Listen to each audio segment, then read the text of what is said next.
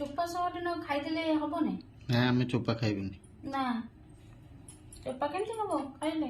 ଆମେ ଆଣିଛୁ ମାଂସ ଖାଇବା ପାଇଁ ନା ଚୋପା ଖାଇବା ପାଇଁ ଆଣିଛୁ? ମୋ ସାଙ୍ଗମାନଙ୍କୁ ପଚାରୁଛି, ଦେଖ ସାଙ୍ଗମାନେ ଆଜି ତାଙ୍କର ଫେଭରେଟ୍ ହେଇଛି ଚିଙ୍ଗୁଡି ହେଲା।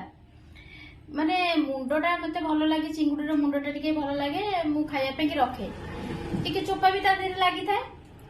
କାହିଁକି ଚୋପା ଲାଗିଛି, କାହିଁକି ମୁଣ୍ଡ ରହିଛି ବୋଲି କି ଖାଇବେନି ବାବୁ ଆଉ? ନାଇଁ ଆମେ ଖାଇବୁନି। ଆମେ କାହିଁ ଚୋପା ଖାଇବୁ? ଆମେ ପଇସା ଦେଇକି ଆଣିବୁ, ମାଂସ ଖାଇବା ଜାଗାରେ ଚୋପା ଖାଇବୁ। ଆଉ କେହି ପଇସା ଦେଇକି ବୋଧେ ଆଣୁନାହାନ୍ତି, ସବୁ ଗୋଡି ମାଟି ଆଣୁଛନ୍ତି। ସେ ଯୋଉମାନେ ଆଣୁଛନ୍ତି ସେମାନେ ଖାଆନ୍ତୁ, ଚୋପା ଖାଆନ୍ତୁ। ପୁରା ରଖିଦେଇଛ ତ ଗୋଟେ ବାଛିବା ପାଇଁ କି, ମାଛ ବାଛିକି ଦିଅ, କଣ୍ଟା ଛଡେଇକି ଦିଅ, ଲାଷ୍ଟକୁ ଚୁଙ୍ଗୁଡି ଚୋପା ବି ଛଡେଇକି ଦିଅ। ଅସୁବିଧା କଣ ଅଛି?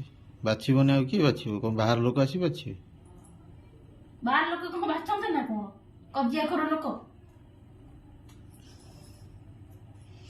ବାଛିଦବୁ ଟିକେ, ଏତେ କହିହବ କଣ? ବାଛୁଛି ତ। ଏଇ ଦେଖନ୍ତୁ ସାଙ୍ଗମାନେ, ଏମିତି ନିଟ୍ ଆଣ୍ଡ କ୍ଲିନ୍, ହଁ ଏମିତି ପୁରା କ୍ଲିନ୍ ହେଇଥିବ ଚୁଙ୍ଗୁଡିଟା, ଏମିତି କ୍ଲିନ୍ ହେଇଥିବ।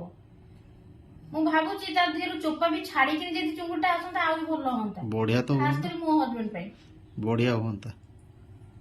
ଖାଲି ଚୋପା ଛଡା ହେଇକି ଟଙ୍ଗା ହୁଅନ୍ତା। ବେଶୀ ଇଏ ମୁଁ ଏଇ ଖାଇବା ବନ୍ଦ କରିକିନି ଚୋପା ଛଡେଇକି ଦେଲେ ଖାଇବେ। ମୁଁ ବା ଚୋପାରାକୁ ଦେଖନ୍ତୁ, ଚୋପାରାକୁ ମୁଁ ରଖିଛି, ଚୋପାରାକୁ ମୁଁ ଖାଇବି। ଆଉ ଚିଙ୍ଗୁଡି ମୁଣ୍ଡ ମୁଁ ଖାଇବା ଭଲ ପାଇବି ବୋଲି ମୁଁ ଚିଙ୍ଗୁଡି ମୁଣ୍ଡ ଚୋପା ଖାଇବି।